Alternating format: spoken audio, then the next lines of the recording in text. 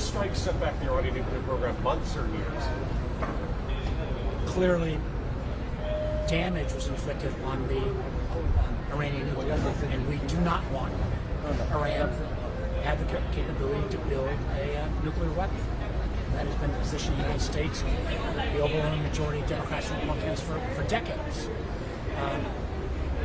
It is going to take time to get a final assessment of how much damage. The thing that I've had some concern about is when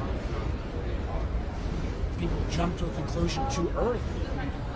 Clearly, the president making a comment on Saturday night before any assessment of total obliteration. Listen, I hope that is the final assessment. But if not, does that end up providing a false sense of comfort to the American people, for that matter, the world?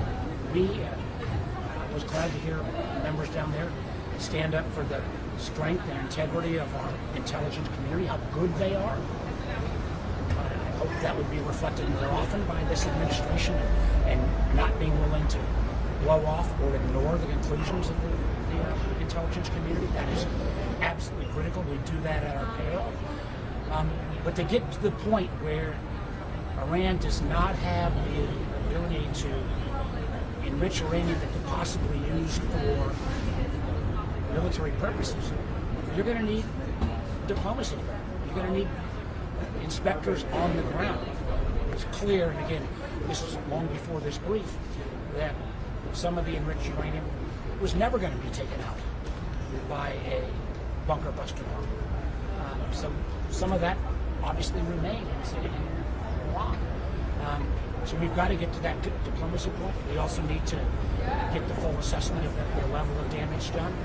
And boy, oh boy, I sure hope that some of the extraordinarily strong words that were said about the integrity and quality of our intelligence community, that message will resound in the White House and elsewhere. Do you think that the Director of National Intelligence should be part of that final absence? And what do you make of her absence today? I make no judgment. I obviously have grave concerns about the DNI, concerns she literally fired people from the intelligence community because they would not change the intelligence product. That's the way.